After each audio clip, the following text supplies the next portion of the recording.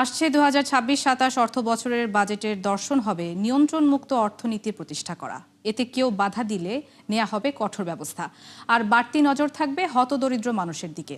ERF আয়োজিত সেমিনারে এমন মন্তব্য করেছেন অর্থমন্ত্রী আমির খসরু মাহমুদ চৌধুরী।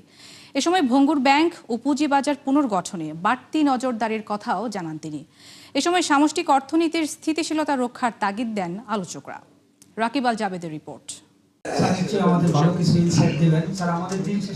2 দশক পর বাজেট দেবে বিএনপি সরকার, কিন্তু অর্থনীতির স্বাস্থ্য এতটাই চ্যালেঞ্জিং যে হিসাব নিকাশ মেলাতে বেশ বেগ পেতে হচ্ছে নতুন অর্থমন্ত্রীকে।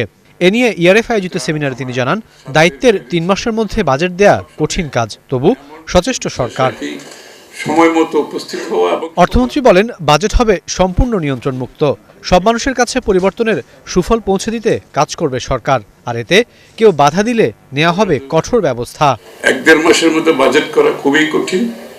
তার উপরে যে অবস্থায় আমরা দায়িত্বটা পেয়েছি, অ্যানাদার ফিলোসফি যে এই বাজেটের যে নিয়ন্ত্রণ মুক্ত বাংলাদেশ, নিয়ন্ত্রণ মুক্ত অর্থনীতি, নিয়ন্ত্রণমুক্ত ব্যবসা বাণিজ্য অর্থনীতি। রাজনৈতিক হস্তক্ষেপ ছাড়াই ব্যাংক ও পুঁজিবাজারের পুনর্গঠনের বাড়তি মনোযোগের কথা জানান আমির খসরু মাহমুদ চৌধুরী, যদিও এড়িয়ে যান ইসলামী ব্যাংক ইস্যু।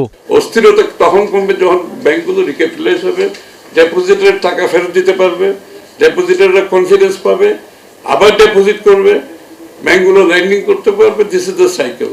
এ সময় বাজেট ঘিরে নানা দাবি দেওয়ার কথা তুলে ধরেন ব্যবসায়ী নেতারা, আর সিপিডি নির্বাহী পরিচালক জোর দেন সামষ্টিক অর্থনীতিতে স্থিতিশীলতা ফেরানোর উপর। বিনিয়োগ বান্ধব পরিবেশ, জ্বালানি, সুশাসন, আইন শৃঙ্খলা পরিস্থিতি এবং ল অ্যান্ড অর্ডারের কথা একজন বলে গেছেন পূর্ববর্তী বক্তা।